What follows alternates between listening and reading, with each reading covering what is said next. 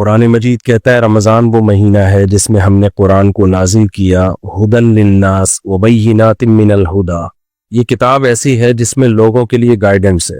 یہ جو گائیڈنس ہے نا، یہ بڑا امپورٹنٹ لفظ ہے انسان کی زندگی کے لیے. قرآن کا یہ دعویٰ ہے کہ ہدایت، جس کو انگلش میں ہم گائیڈنس کہتے ہیں، اردو میں رہنمائی کہتے ہیں، قرآن کا یہ دعویٰ ہے کہ یہ رہنمائی صرف قرآن کے پاس ہے. قرآن کے علاوہ کسی کے پاس گائیڈنس ہے ہی نہیں. آپ کہہ سکتے ہیں کہ یہ تو عجیب سی بات ہے بھائی، گائیڈنس کیوں نہیں ہے؟ ہم گائیڈنس اپنے ماں باپ سے لیتے ہیں. جی اب میں گائیڈنس ان سے لے رہا ہوں کہ نہیں لے رہا؟ تو ہم تو زندگی کے بہت سارے شعبوں میں مختلف قسم کے لوگوں سے گائیڈنس لیتے رہتے ہیں. قرآن کہہ رہا ہے کہ گائیڈنس صرف کس کے پاس ہے؟ قرآن کے پاس ہے. تو عجیب سی بات ہوئی، سمجھ میں آنے والی بات تو بظاہر نہ ہوئی ہے.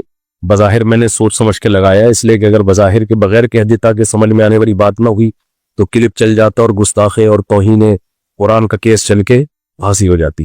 سمجھ رہے ہیں کہ نہیں سمجھ رہے کہ مفتی صاحب نے کہہ دیا کہ یہ تو غلط معلوم ہو رہا ہے. تو یہ پاکستان میں اس وقت مذہب کا یہ حصہ رہ گیا ہمارے سامنے. سمجھ رہے ہیں؟ مذہب اس چیز کا نام ہے اڑا دو پھوڑ دو، کوئی پتھر سے نہ مارے میرے دیوانے کو، بم کا زمانہ ہے اڑا دو سالے کو. سنا ہوگا نا آپ نے، کوئی حسن حاضر ہے محبت کی سزا پانے کو. اصل میں یوں تھا، میری عادت ہے چٹکلوں کی، وہ باز نہیں آتا. محبوبہ نے کہا تھا پرانے زمانے میں کہ بھئی میرے حسن کی وجہ سے یہ مجھ پہ عاشق ہوا ہے تو سزا مجھے ملنی چاہیے، اس بیچارے کو کیوں مار رہے ہو بھائی؟ یہ ایپو ختم کریں، جیسے نارمل آواز ہے نا وہی رکھیں. حسن حاضر ہے محبت کی سزا پانے کو، کوئی پتھر سے نہ مارے میرے دیوانے کو. کراچی کے حالات سے یہ شاعر نے چینج کیا ہے، کوئی پتھر سے نہ مارے میرے دیوانے کو، بم کا زمانہ اڑا دو سالے.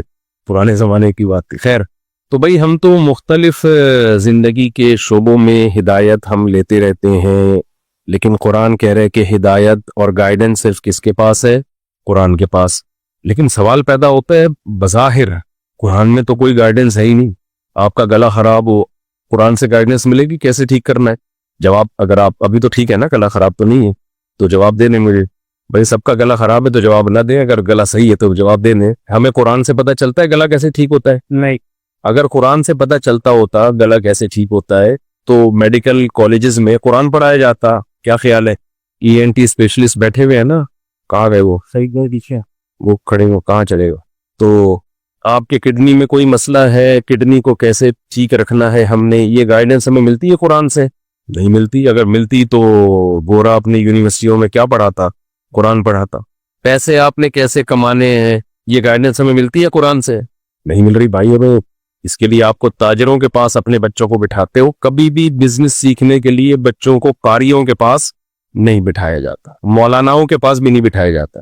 لوگ مجھ سے پوچھ رہے ہوتے ہیں مفتی صاحب بزنس کا طریقہ بتا دیں، تو میں کہتا ہوں بھائی میں کوئی طریقہ بتا دیتا تو میں خود نہیں کر لیتا.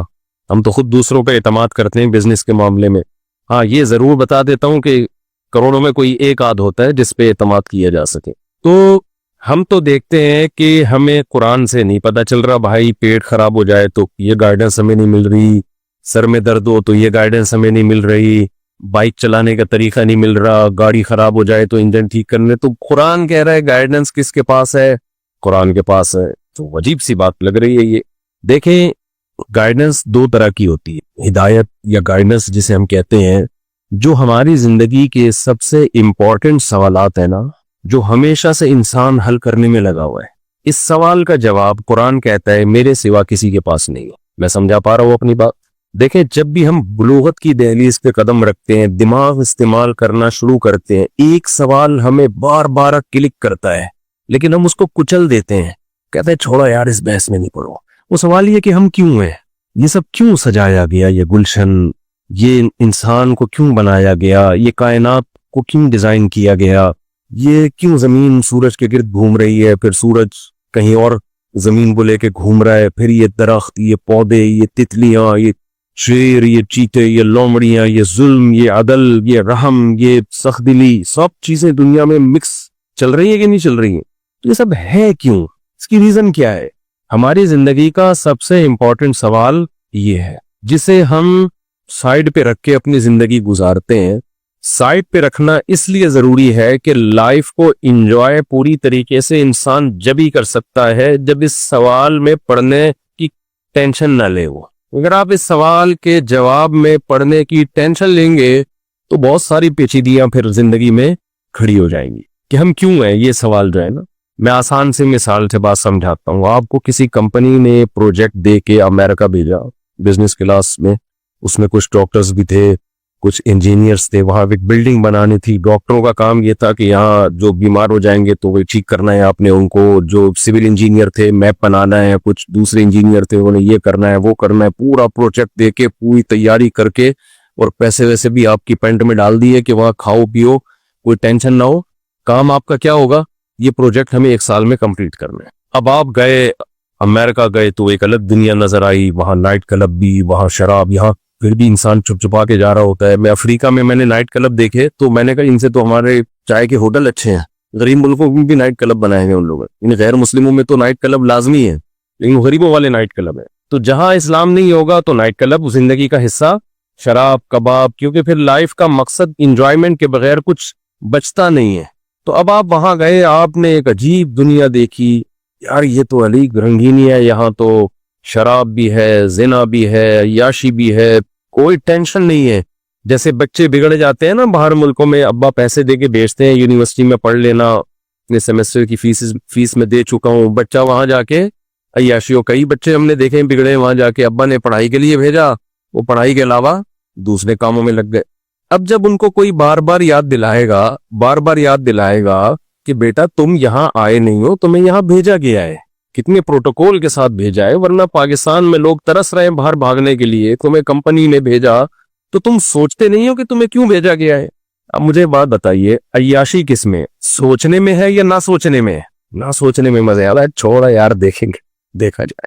سوچنے میں تو ٹینشن ہے، کیوں بھیجا، مقصد کیا تھا، باؤنڈ ہو جاؤ گیا. انسان کی عادت یہ ہے کہ وہ خواہشات کو ہمیشہ ترجیح دیتا ہے. بہت کم لوگ ہوتے ہیں جو عقل کو سامنے رکھ کے زندگی گزارتے ہیں. ہم جب سے بالغ ہوتے ہیں نا، ہماری عقل اور دل کی خواہشات، ان کا ہمیشہ جھگڑا اور پھڈا ہی رہتا ہے. عقل کیا کہتی ہے، سگریٹ پیو کہ نہیں پیو؟ نہ پیو. لیکن دنیا میں کروڑوں لوگ ہیں جو سگریٹ پیتے ہیں. عقل کا کیا کہتی ہے، شراب ہونی چاہیے سوسائٹی میں کہ نہیں ہونی چاہیے؟ نہیں. باہر ملکوں میں آپ دیکھیں وہاں جو ایکسیڈنٹ ہوتے ہیں وہ اکثر شراب پی کے ہی ہوتے ہیں. لیکن دل کیا کہتا ہے، بھائی یہ سب چیزیں لیگل ہونی چاہیے.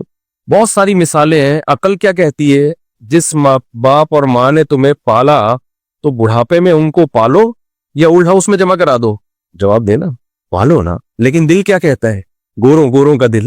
ہم تو کلچر کے میں باؤنڈ ہوئے ہیں نا تھوڑے سے، اب جمع کرا. ورنہ یہاں بھی دل یہی لوگوں کا کر رہا ہوتا ہے کہ ابا اولڈ ہاؤس میں ہی رہیں تو زیادہ اچھا ہے. ان کا تو کلچر نہیں ہے تو وہ فوراً کہاں لے جاتے ہیں اس کو، ابا اماں کو؟ اولڈ ہاؤس میں.